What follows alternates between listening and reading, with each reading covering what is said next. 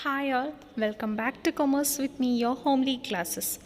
Our today's topic is barriers to effective human resource planning. In this video, you are going to learn about the problems that affect human resource planning in an organization. Let's see what are the points.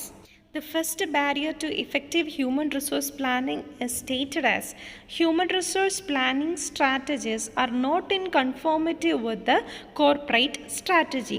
So this point states that the strategies adopted in human resource planning should match with the strategies that is adopted by the business organization as a whole in achieving their objectives. Human resource planning has two dimensions. The first part is that planning for the required number of qualified and competent employees. In this part, the managers or the planning is done for the required number of employees on the basis of the future estimates done, so that it finds out what is the number of the employees that the organization requires in the future period. ഇപ്പോൾ ഈ ഒരു സ്റ്റേജിൻ്റെ അകത്ത് human resource പ്ലാനിങ്ങിൻ്റെ അകത്ത് അവർ estimate ചെയ്യുന്ന എന്തുവാ, എത്ര number of employees ആണ് അവർക്ക് ഫ്യൂച്ചറിൽ റിക്വയർഡ് ആയിട്ടുള്ളത്, പിന്നെ എന്തൊക്കെ തരത്തിലുള്ള സ്കിൽസാണ് അവർ പൊസസ് ചെയ്യേണ്ടതായിട്ടുള്ളത്. ഇപ്പം ഓരോ ഡെസിഗ്നേഷൻ മാറുന്നതിനനുസരിച്ചും ഓരോ തരത്തിലുള്ള സ്കിൽസും ക്വാളിഫിക്കേഷൻസും ആയിരിക്കും അവർ പൊസസ് ചെയ്യുന്നത്. അപ്പം ഈ എന്തോരം സ്കിൽസാണ് അല്ലെങ്കിൽ എത്രത്തോളം ക്വാളിറ്റി ഓഫ് വർക്ക് അവർക്ക് വേണമെന്നുള്ളതും കൂടെ നമ്മൾ ഐഡൻറ്റിഫൈ ചെയ്യും along with the number of the employees required in the organisation. And the second phase is planning for the people management practices.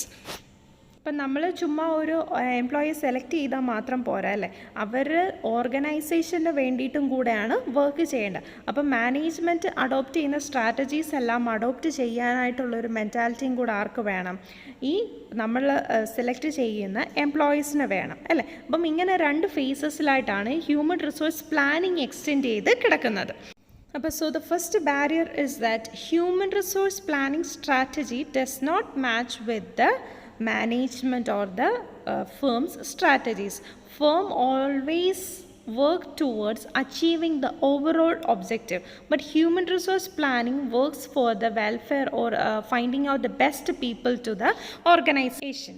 അപ്പം ഇങ്ങനെ ഒരു ഹ്യൂമൻ റിസോഴ്സ് പ്ലാനിങ്ങിൻ്റെ സ്ട്രാറ്റജിയും അപ്പം അതിനു വേണ്ടി തന്നെ നമ്മൾ കുറേ ടൈം സ്പെൻഡ് ചെയ്യുന്നുണ്ട്. പക്ഷേ ബെസ്റ്റ് പീപ്പിളിനെ സെലക്ട് ചെയ്തുകൊണ്ട് മാത്രം ഓർഗനൈസേഷൻ്റെ ഒബ്ജക്റ്റീവ് അച്ചീവ് ചെയ്യത്തില്ല. അപ്പം ഇത് രണ്ടും കൂടെ മാച്ച് ചെയ്യാനുള്ള ഡിഫിക്കൽട്ടിയാണ് നമ്മുടെ ഫസ്റ്റ് കൺസ്ട്രെയിൻ്റ് ആയിട്ട് ഹ്യൂമൻ റിസോഴ്സ് പ്ലാനിങ്ങിൻ്റെ അകത്ത് വരുന്നത്.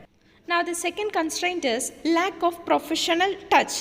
Under human resource planning, in order to find out the best people to work in, they should find out various other activities also. Like they should do trend analysis, they should make certain study or research. So many other activities are to be done in order to find out the best people. These employees or the managers that are involved in human resource planning are not professionals in conducting such type of analysis or studies.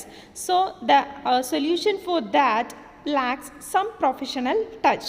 Human resource പ്ലാനിങ്ങിൻ്റെ അകത്ത് അവരുടെ main aim എന്ന് പറയുന്നത് എന്താ, labour productivity increase ചെയ്യാനും അതുപോലെ തന്നെ best എംപ്ലോയിനെ അവർ select ചെയ്യാമെന്നുള്ളതാണ് അല്ലേ. അപ്പം ആ ബെസ്റ്റ് എംപ്ലോയിനെ നമ്മൾ സെലക്ട് ചെയ്യണം എന്നുണ്ടെങ്കിൽ പലതരത്തിലുള്ള റിസർച്ചും അനാലിസിസും അങ്ങനെയുള്ള കാര്യങ്ങളെല്ലാം കണ്ടക്ട് ചെയ്യേണ്ടതായിട്ടുണ്ട്. അപ്പോൾ ഈ ഹ്യൂമൻ റിസോഴ്സ് പ്ലാനിങ്ങിൻ്റെ അകത്ത് ഇൻവോൾവ്ഡ് ആയിരിക്കുന്ന മാനേജേഴ്സോ അല്ലെങ്കിൽ അതുമായിട്ട് ബന്ധപ്പെട്ടിരിക്കുന്ന ആൾക്കാരോ ഇതിൻ്റെ അകത്തൊന്നും പ്രൊഫഷണൽസോ അല്ലെങ്കിൽ ഇങ്ങനെ റിസർച്ചിനെ പറ്റി കൂടുതൽ വർക്ക് ചെയ്തിട്ടുള്ളവരോ ആയിരിക്കത്തില്ല. അപ്പം അവർ കണ്ടുപിടിക്കുന്ന റിസൾട്ടിൻ്റെ അകത്തും അത്രത്തോളം ഇഫക്റ്റീവ്നെസ് അതിൻ്റെ അകത്ത് ഉണ്ടായിരിക്കത്തുള്ളൂ. അപ്പം ആ റിസൾട്ടിനെ ബേസ് ചെയ്തിട്ടായിരിക്കും അവർ ബാക്കി ഡിസിഷൻസ് എടുക്കുന്നത്. അങ്ങനെ വരുമ്പോഴത്തേക്കും അവിടെ ഓവറോൾ എഫക്റ്റീവ്നെസ് കുറയാനായിട്ടുള്ള സാധ്യതകളുണ്ട്. അപ്പോൾ അതുകൊണ്ടാണ് അതിനെ ലാക്ക് ഓഫ് പ്രൊഫഷണൽ ടച്ച് എന്ന് പറയുന്നത്, അല്ലെങ്കിൽ പ്രൊഫഷണൽസ് അല്ല ഈ തരത്തിലുള്ള ആക്ടിവിറ്റീസ് ആ പെർട്ടിക്കുലർ ഓർഗനൈസേഷൻ്റെ അകത്ത് വർക്കൗട്ട് ചെയ്യുന്നത്. Now the third constraint is stereotyped approach of management.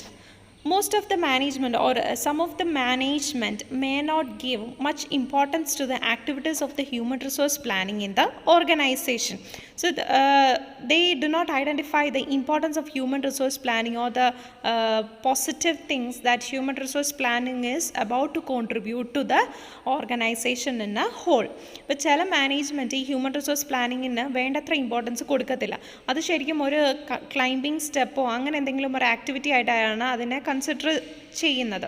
അപ്പം അതിന് വേണ്ടത്ര ഇമ്പോർട്ടൻസ് കൊടുക്കാത്തപ്പം ആ ഹ്യൂമൻ റിസോഴ്സ് പ്ലാനിങ്ങിൻ്റെ ഇഫക്റ്റീവ്നെസ് അല്ലെങ്കിൽ അത് നമുക്ക് കൊണ്ടുവരേണ്ടിയ ബെനഫിറ്റ്സ് ഇമ്പോർട്ടൻസ് കൊടുക്കാതാവുമ്പോഴത്തേക്കും ആ ബെനഫിറ്റ്സ് എന്താ കുറയുകയാണ് ചെയ്യുന്നത് അല്ലേ.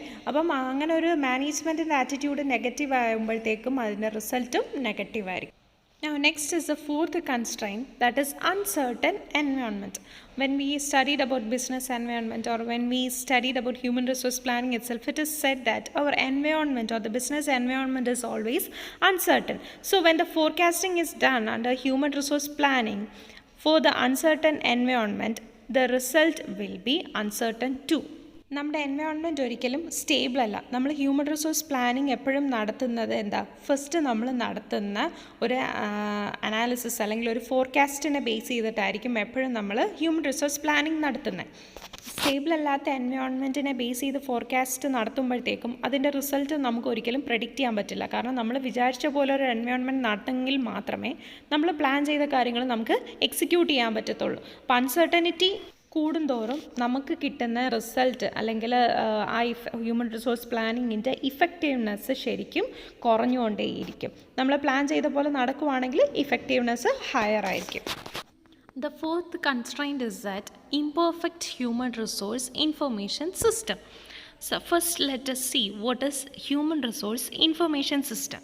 Human resource information system, in short we can say HRIS.